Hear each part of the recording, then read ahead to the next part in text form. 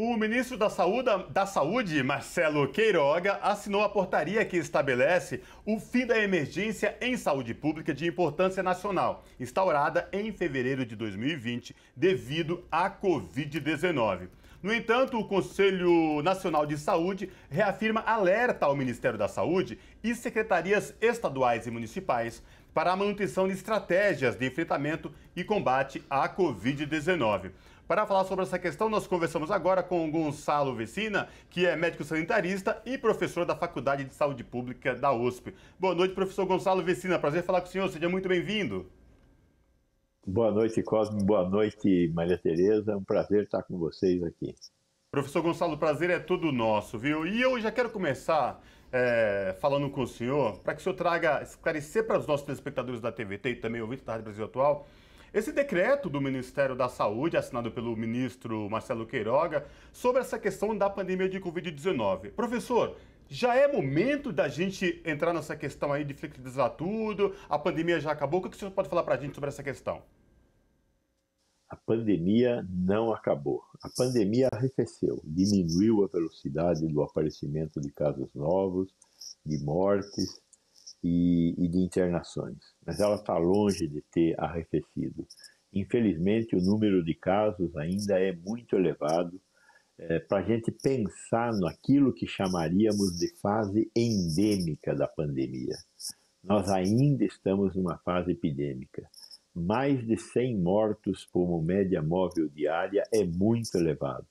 Nós teríamos que, para pensar numa coisa um pouco mais normal, que esse número fosse pelo menos dividido por 5, e olhe lá. Então, temos um número muito elevado de casos ainda, temos um número muito elevado de mortes. Infelizmente, o ministro da Saúde tomou uma decisão eleitoreira. Não tem outra explicação. Porque qualquer autoridade sanitária do Brasil, e nós estamos aí com os secretários estaduais, com os secretários municipais de saúde, estão contra essa medida.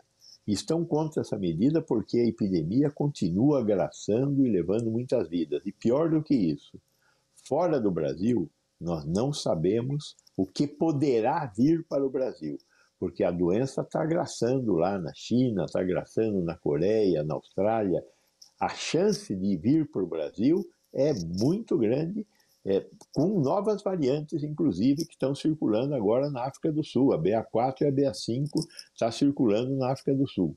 Então, a decisão de suspender o estado emergencial foi uma decisão eleitoreira e irresponsável por parte do ministro da Saúde, em resposta ao comando do chefe dele, com certeza, né?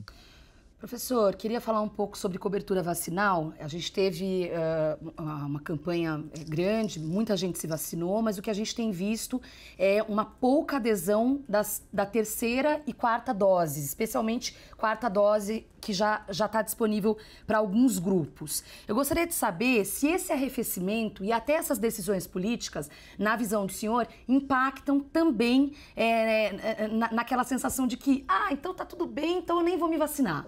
Ou o senhor acha que é bobagem? Não, eu acho que isso tem tudo a ver.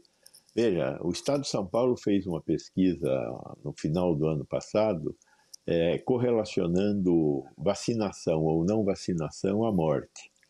E a conclusão que os dados do Estado de São Paulo nos levaram é que, entre os vacinados, morre 13 pessoas a cada 100 mil habitantes. Entre os não vacinados, morre 332 pessoas a cada 100 mil habitantes. Morre 26 vezes mais gente não vacinada do que gente vacinada. Então, a vacina não protege contra ter a doença, mas protege contra a morte e a doença grave. É fundamental vacinar. Sabemos também que após a segunda dose, ao em torno de 4 a 5 meses após a segunda dose, há uma queda na produção de anticorpos. Daí a importância da terceira dose. E também entramos agora com a quarta dose para as pessoas no estado de São Paulo acima de 60 anos, no resto do Brasil acima de 70 anos. Mas a quarta dose é para proteger os mais frágeis, os velhinhos e os portadores de comorbidade.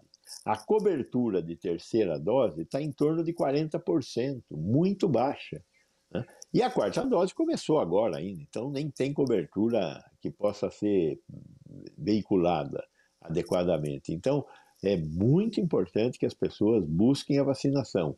E essas medidas de dizer que acabou a Covid, vamos ter carnaval, esse negócio todo, isso só faz com que as pessoas tenham um comportamento de risco.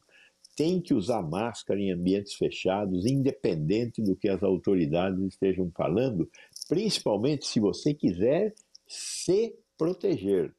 Neste momento eu estou falando para você que não quer pegar a doença e não quer correr risco de morrer e, pior, levar a doença para casa. Use máscara em locais fechados. Professor, isso que o senhor fala é muito importante, porque há um mês a gente começou a retomar os trabalhos no estúdio aqui da TVT e também no estúdio da Rádio Brasil Atual. Eu moro em São Bernardo do Campo, no ABC Paulista. Para quem está nos assistindo agora, isso dá em torno de lá, na região metropolitana da capital. Eu venho no transporte público, pego trólebus, que pega um corredor exclusivo, trem e metrô, né? E, professor, de um tempo para cá, o que a gente vem observando desde que os governantes anunciaram certas flexibilizações, que a máscara parece que saiu do dia a dia das pessoas. Eu, particularmente, não deixo de usar a minha, nem saindo do meu prédio onde eu moro e para vir trabalhar e voltando para casa. Mas, assim, aí vem esse decreto do ministro da Saúde, né, acabando com a emergência sanitária. Isso vai contribuir ainda mais para as pessoas abandonarem as medidas de precaução, como o uso de máscara em gel, distanciamento social, cuidado acima de tudo, lavar as mãos, num momento tão delicado que a gente vem passando, como o senhor bem falou, a pandemia ainda não acabou? A pandemia não acabou e é muito grave essa disposição de não usar máscara e de abandonar, por exemplo, o uso do álcool gel, das medidas de higiene. Temos que manter as medidas de higiene. As medidas de higiene devem ser mantidas sempre, né? A partir de agora aprendemos que lavar a mão é um negócio importante e não vamos mais parar de lavar a mão, independente do bicho que esteja circulando por aí. Em relação às doenças respiratórias, veja, eu estou gripado, não estou suficientemente doente para ficar de cama, vou trabalhar. Vou trabalhar sem máscara? Vou levar a doença para a pessoa que não tem doença? Não. Se eu for trabalhar, vou trabalhar de máscara. É uma questão de civilização.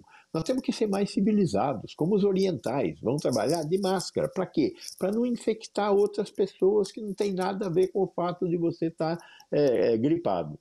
Agora, neste momento, nós ainda temos uma pandemia aqui no Brasil. Então, se você quer se proteger da pandemia, use uma máscara, uma boa máscara, de preferência uma PFF2 ou uma N95, bem ajustadinha, para você não respirar vírus dos outros. E mantenha a sua saúde. É bom que a gente mantenha a nossa saúde mental também. Então, vá ao cinema, vá ao teatro, vá ao campo de futebol, mas vá de máscara, se proteja e desanuvie um pouco a sua cabeça também. Claro. Professor, quando houve o decreto do Queiroga, saíram algumas reportagens informando, alertando, até a própria nota do Conselho Nacional de Saúde dizia dos impactos possíveis na legislação e políticas públicas. Eu gostaria que o senhor falasse um pouco disso, porque muita gente que é leigo, e eu me incluo nisso, não compreende que o decreto de emergência de saúde ele tem uma razão também na implementação de políticas públicas. Veja bem, como é que a gente faz abrir um pronto-socorro, uma UPA? Como é que eu faço para contratar gente para a UPA? Tem que fazer um concurso público. Quanto tempo demora um concurso público? Olha, na melhor das hipóteses, 6 meses a 1 ano. E para contratação emergencial, 1 mês. Então, precisava funcionar a UPA rapidinho? Contratação emergencial, sem concurso público. Faz um processo seletivo, mas não é um processo seletivo que tem o rigor do concurso público. Então, foi assim que foi contratado gente para fazer muitas estruturas do SUS funcionarem rapidamente nesses 2 anos. Agora, revogada a disposição que pode fazer a contratação emergencial, o que acontece? Essas pessoas que foram contratadas emergencialmente têm que passar por um concurso público se forem continuar trabalhando no setor público. Não dá para fazer isso em momentos muito rápidos. Preciso de 6 meses para fazer isso. Compra de material. Compra de material no setor público é feito através de um negócio chamado licitação. Quanto tempo demora uma licitação, mesmo feita por pregão eletrônico? Demora 3 meses. Ora, não dá para esperar 3 meses para comprar remédio para Covid, para comprar isso, para comprar aquilo, EPI, para equipamento de proteção individual, etc. Como é que faz? Dispensa de licitação. Quanto tempo demora? Para fazer uma licitação demora 90 dias. Para fazer uma dispensa de licitação, você chama vários concorrentes, pede um preço e compra do mais barato. Uhum. Pode haver corrupção? Pode haver corrupção, mas a maior parte do Brasil não fez corrupção.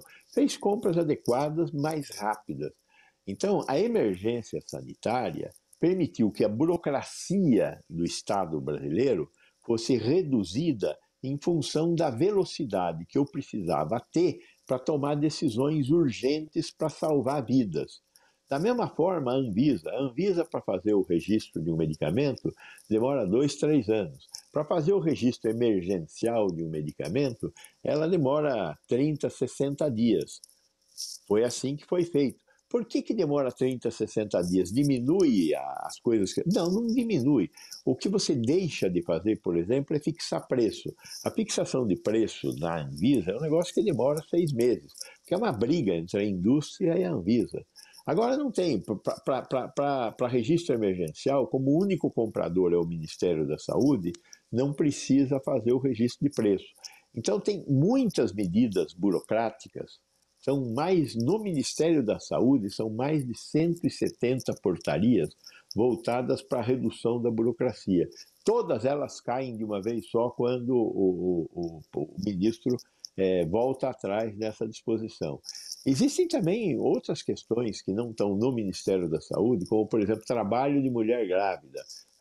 Tudo isso está sendo revogado sem pensar pelo ministro Queiroga, de uma forma incompetente, de uma forma quase criminosa. Ele está fazendo isso neste momento, justamente por causa do 2 de outubro e do pedido, ordem que ele deve ter recebido do presidente da República. Professor, o senhor tocou nesse ponto aí, dessas medidas eleitoreiras e criminosas. Pandemia, como o senhor bem falou, não acabou, e os exemplos que a gente tem, não só aqui dentro do país, mas fora, é um exemplo claro. A África, a Ásia agora, com picos e mais picos de contaminação.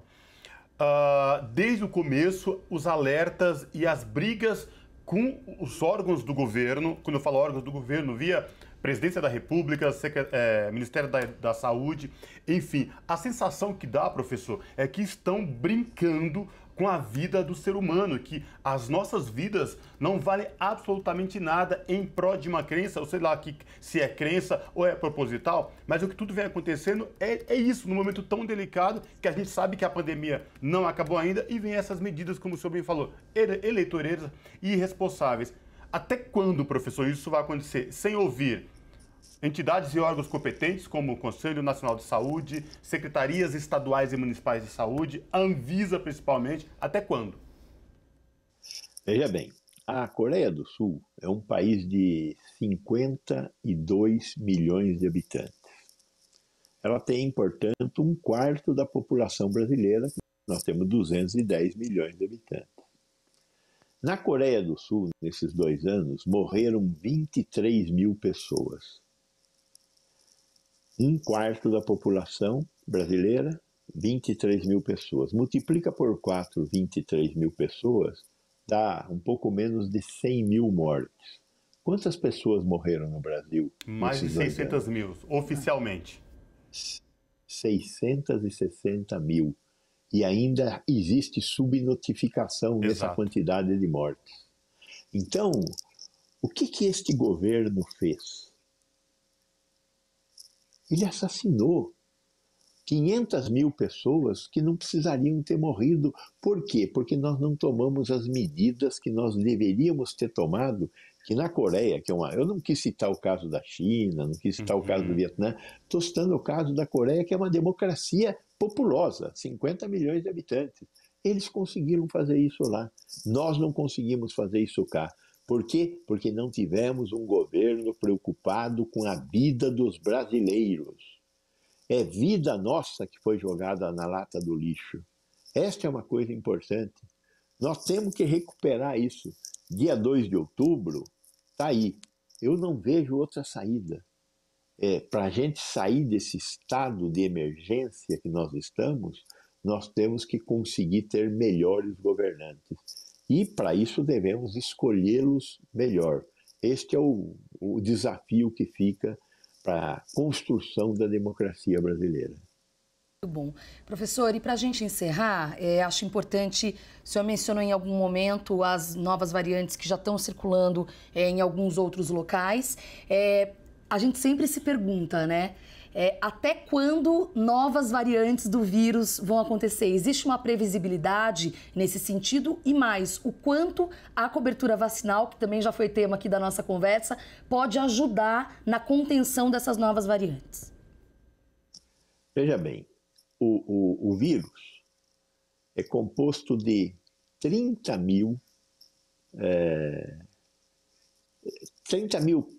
grupinhos de 4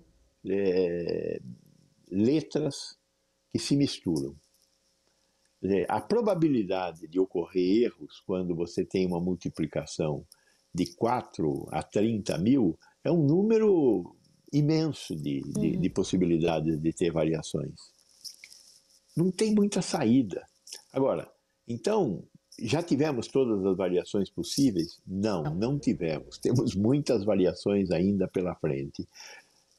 A probabilidade de ocorrência dessas variações é real? É real. Porém, o estado que a Ômicron chegou, a Ômicron tem um conjunto de variações bastante grande que lhe deu um poder muito grande de se disseminar. Talvez a gente não consiga ter uma variante melhor do que a Ômicron. Se a gente fosse falar de loteria esportiva, aparecer uma variante melhor do que a Ômicron seria a mesma coisa que ganhar 2 vezes na loto com o mesmo número seguido. Então, é possível ter, mas é pouco provável. Vamos esperar que eu consiga acertar pelo menos essa, né? Com certeza, professor. E quero reforçar, antes de agradecer a participação do professor Gonzalo Vecina, se cuidem, gente. É isso, a pandemia não acabou, vamos seguir usando máscara, as dicas de higiene vieram para isso, e vieram para ficar, né? Porque é bom, né? Exato. E com isso quero agradecer demais a participação do professor Gonzalo Vecina, médico sanitarista, professor da Faculdade de Saúde Pública da USP. Professor, prazer imenso recebê-lo mais uma vez. Até a próxima. Prazer foi meu de estar contribuindo com vocês, que estão levando informação para o nosso povo. Parabéns. Muito obrigada. Obrigado, professor. Abraço.